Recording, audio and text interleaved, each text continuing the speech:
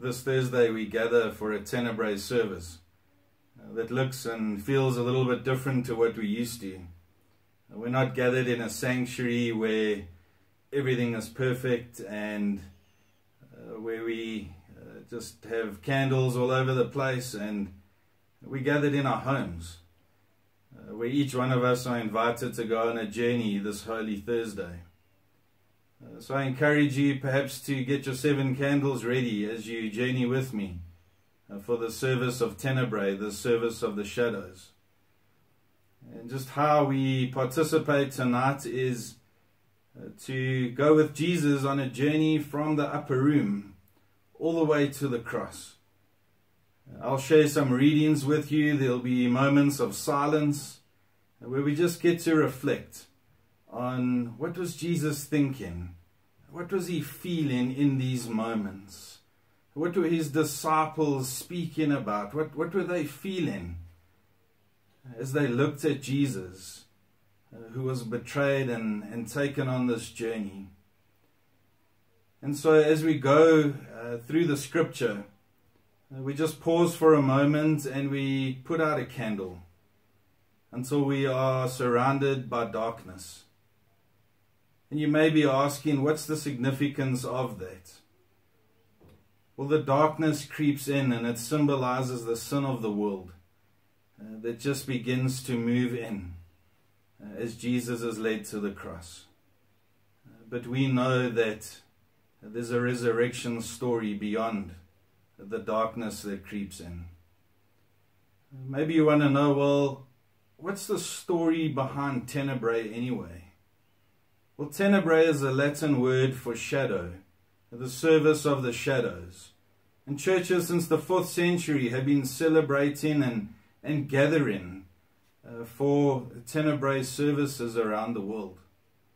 And as we participate with the church around the world tonight in a Tenebrae service, we just acknowledge some of the symbolism that takes place during this time.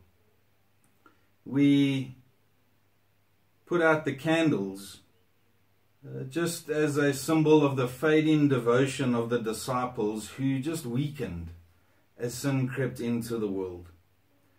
We, at the end, when we are left in darkness, light a Christ candle to remind us that Jesus Christ is the hope of the world. The promise of resurrection is yet to come.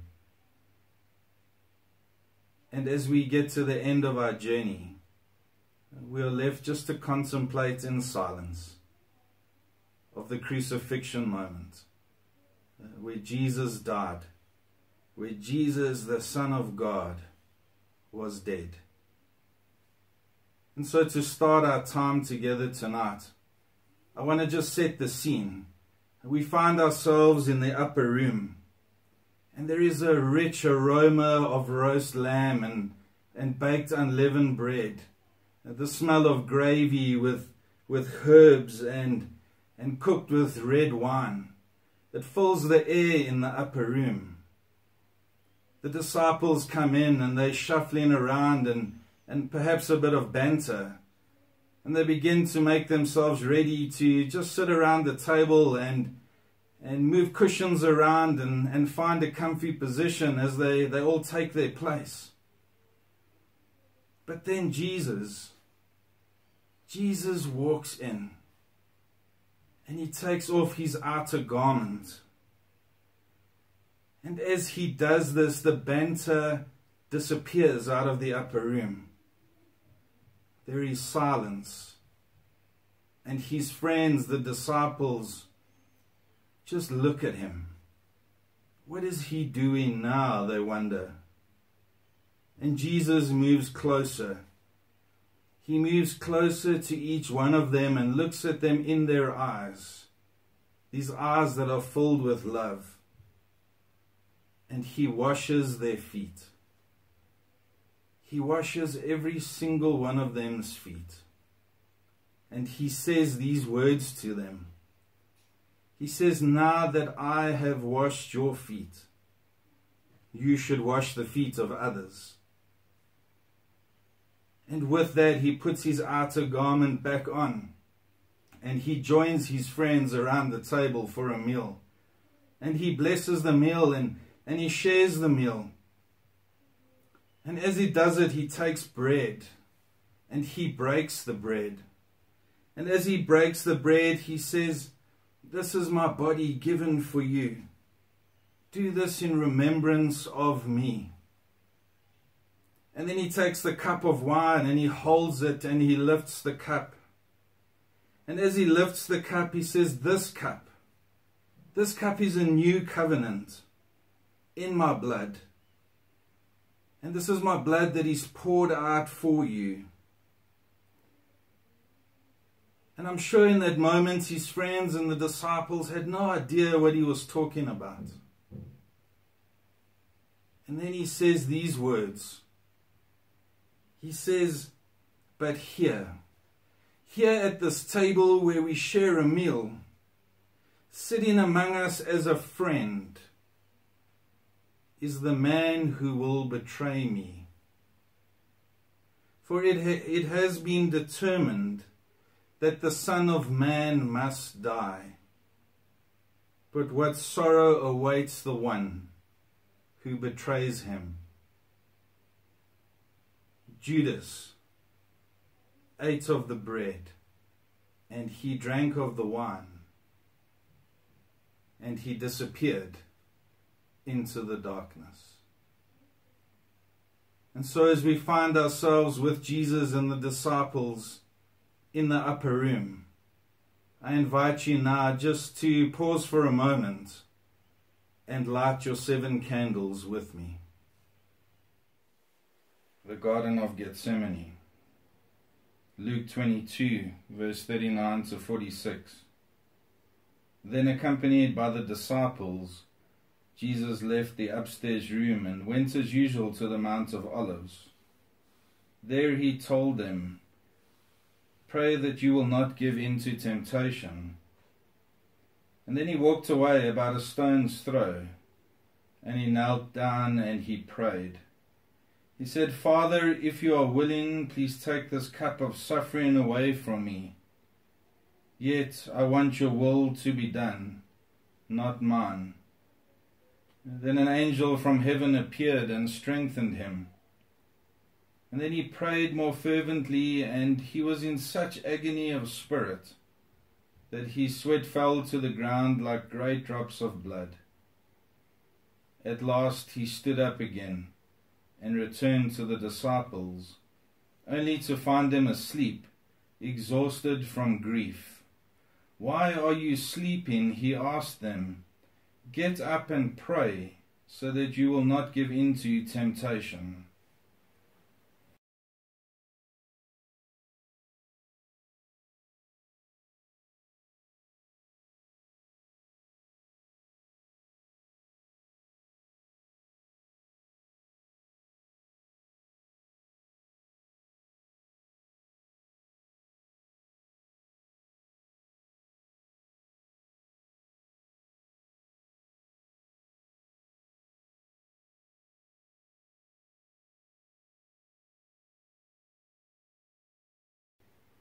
Jesus is arrested.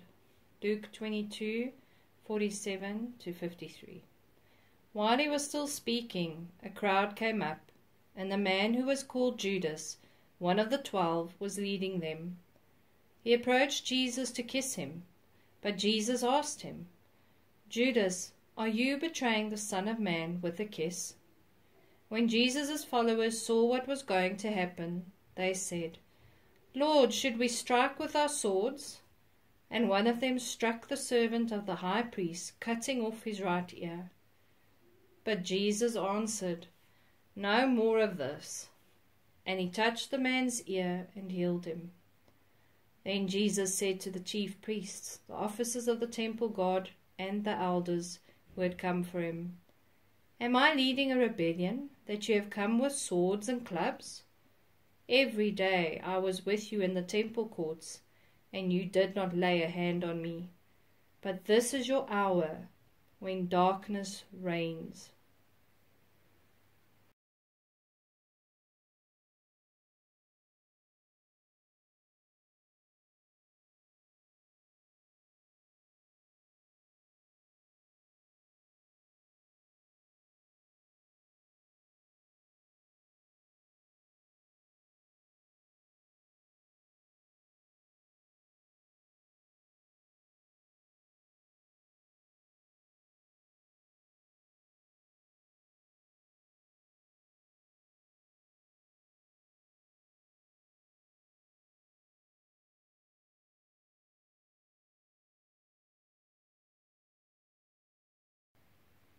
Peter disowns Jesus. Luke 22 from verse 54 to 62. Then seizing him, they led him away and took him into the house of the high priest. Peter followed at a distance. And when some there had kindled a fire in the middle of the courtyard and had sat down together, Peter sat down with them. A servant girl saw him seated there in the firelight. She looked closely at him and said, "This man was with him." But he denied it. "Woman, I don't know him," he said. A little later, someone else saw him and said, "You also are one of them." "Man, I am not," Peter replied. About an hour later, another asserted, "Certainly this fellow was with him, for he is a Galilean." Peter replied, "Man, I don't know what you are talking about." Just as he was speaking, the rooster crowed. The Lord turned and looked straight at Peter. Then Peter remembered the word the Lord had spoken to him. "Before the rooster crows today, you will disown me 3 times. And he went outside and wept bitterly.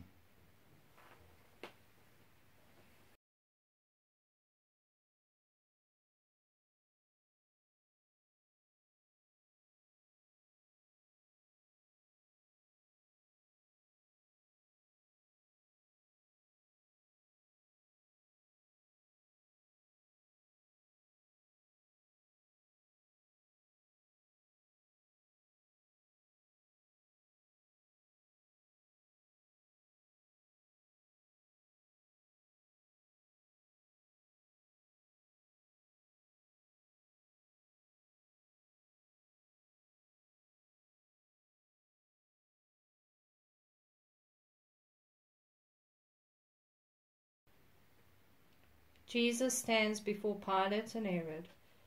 Luke 22 verses 66 to 71. At daybreak the council of the elders of the people, both the chief priests and the teachers of the law, met together, and Jesus was led before them. "If you are the Messiah," they said, "tell us." Jesus answered, "If I tell you, you will not believe me, and if I asked you, you would not answer. But from now on, the Son of Man will be seated at the right hand of the mighty God." They all asked, "Are you then the Son of God?" He replied, "You say that I am." Then they said, "Why do we need any more testimony? We have heard it from his own lips."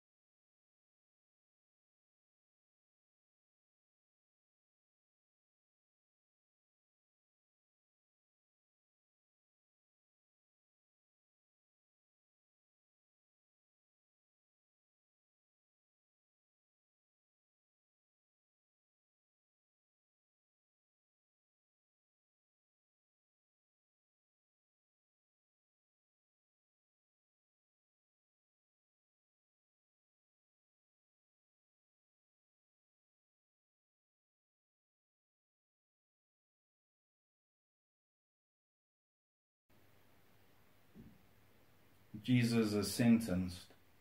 Luke 23 from verse 20 to 25. Wanting to release Jesus, Pilate appealed to them again. But they kept shouting, "Crucify him, crucify him." For the 3rd time he spoke to them, "Why? What crime has this man committed? I have found in him no grounds for the death penalty. Therefore I will have him punished and then release him." But with loud shouts they insistently demanded that he be crucified, and their shouts prevailed. So Pilate decided to grant their demand. He released the man who had been thrown into prison for insurrection and murder, the one that they asked for, and he surrendered Jesus to their will.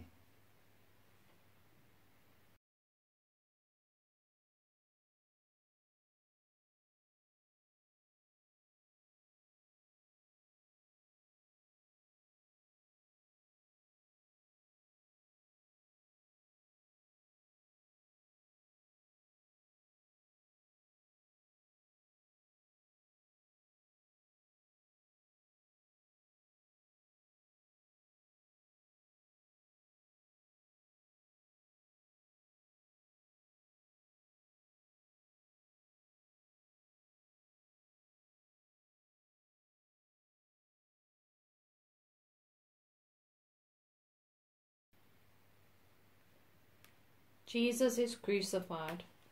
Luke 23, verses 26 to 43. As the soldiers led him away, they seized Simon from Cyrene, who was on his way in from the country, and put the cross on him and made him carry it behind Jesus. A large number of people followed him, including women who mourned and wailed for him. Jesus turned and said to them, "Daughters of Jerusalem, do not weep for me.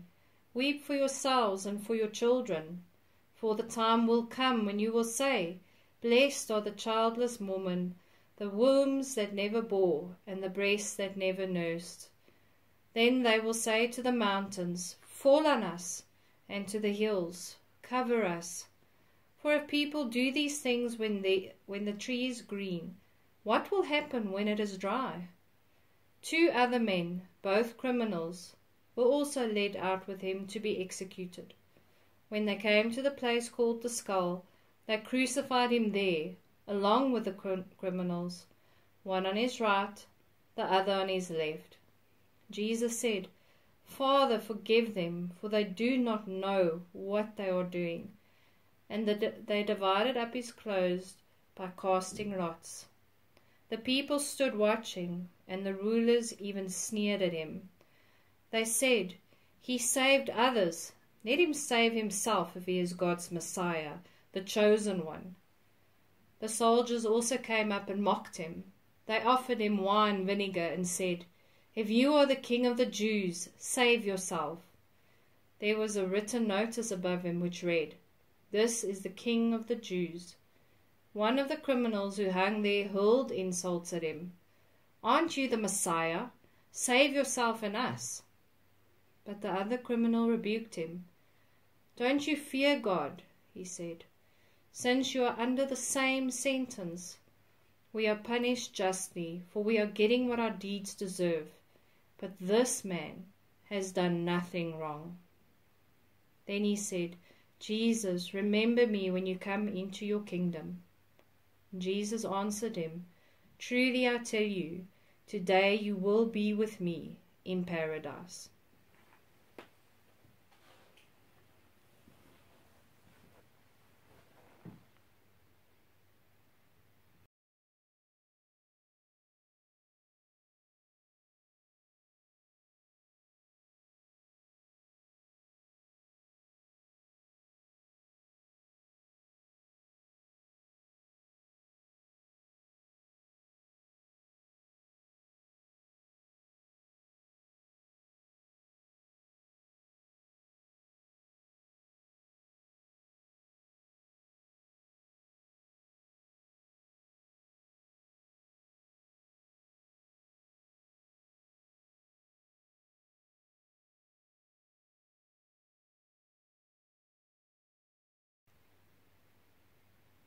Jesus dies.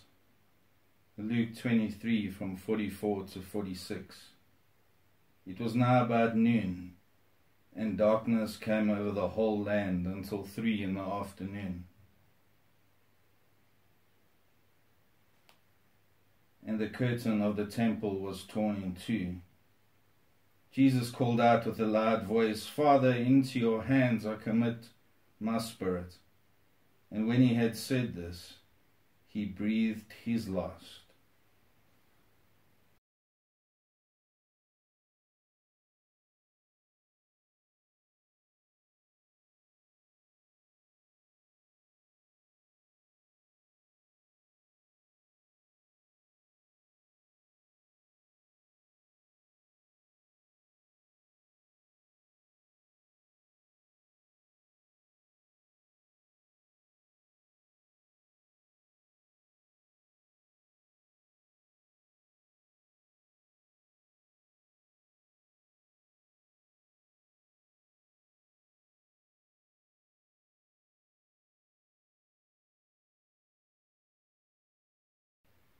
Thank you, Father God, that the darkness can never extinguish the light. Thank you that our shame and sin is never greater than your grace, even though sin was the reason for your suffering. Even though we feel ashamed that our darkness is the reason that you suffered, we stand in awe and amazement that you forgave us. Your grace is greater than our treason. Your courage is bigger than our cowardliness. You, O Lord, welcome us even though we turn our backs on you. A fire of praise will burn in our hearts for eternity. May we never turn our backs on you, O Lord, and thank you that you will never turn your back on us. O Christ, crucified and risen, glorified forever, we are astonished that you came to save us. And so in this time of darkness, we bring our country and our world to you, trusting that the darkness will never ever extinguish the light, because you, Jesus, are the light of the world. Lord, have mercy. Christ, have mercy.